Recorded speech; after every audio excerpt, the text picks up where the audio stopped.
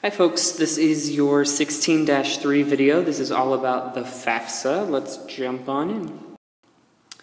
So today your objective is pretty simple. It is just students will be able to explain the Fafsa. This is a really important part of the college admission and financial aid process.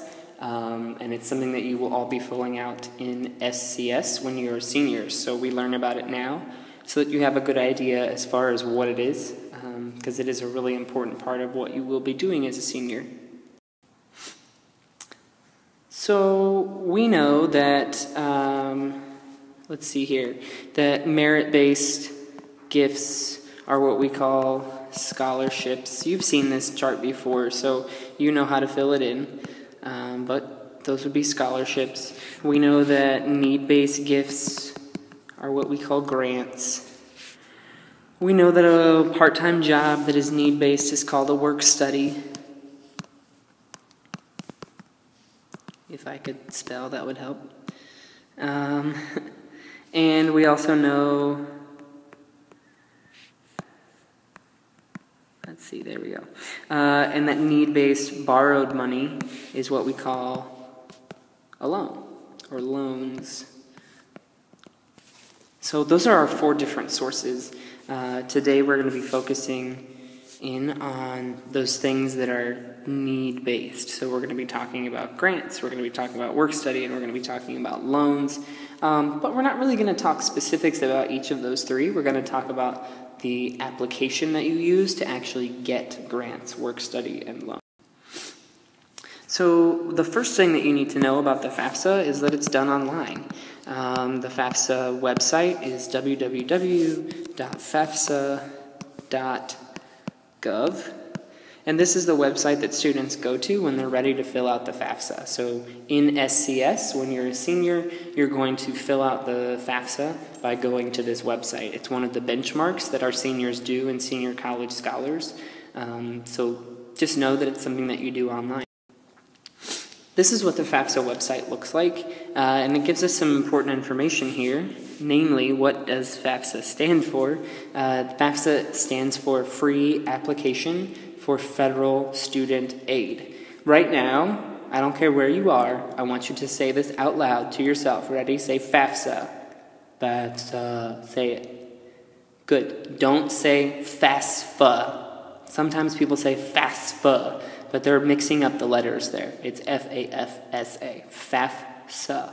So practice saying it, make sure that you know how to say it. I'm going to check in class. So it says Fafsa stands for Free Application for Federal Student Aid. There we go.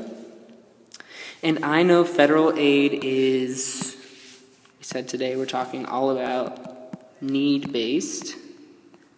So the purpose of the Fafsa is to see if I qualify for, what were those three things that were need-based? We had grants,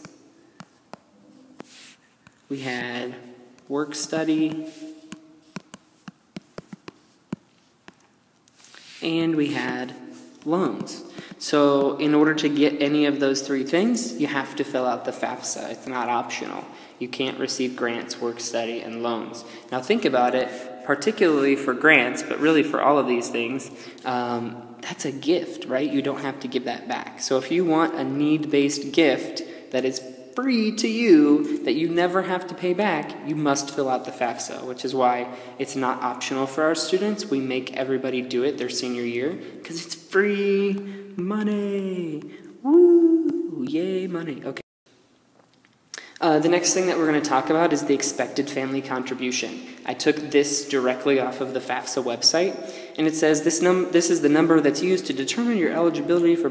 Man, this is confusing. So let's break it down using these three words, expected family contribution. So expected, meaning you expect it. This is what we think is going to happen. So we're looking toward the future.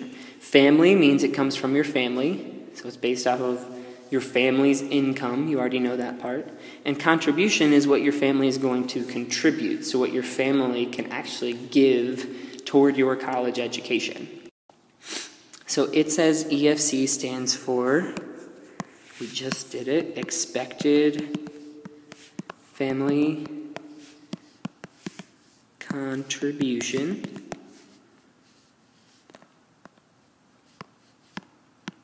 Let's see if I can get that to fit on the line. There we go. Expected family contribution. And I know need-based aid is based on my family's income.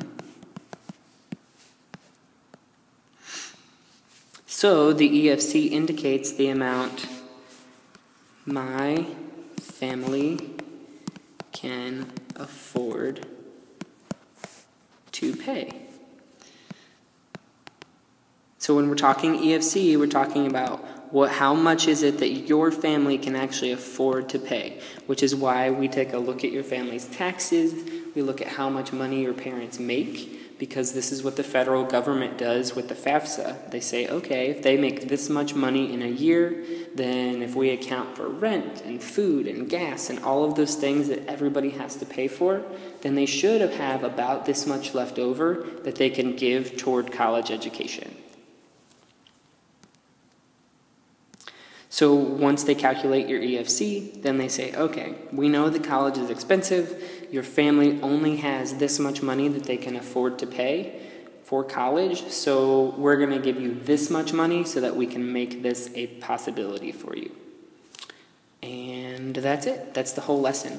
So make sure that you have your 16-3 notes filled out. Don't forget to go on to Quizstar to take the quiz, and we'll see you in class. Love you, bye. See you later.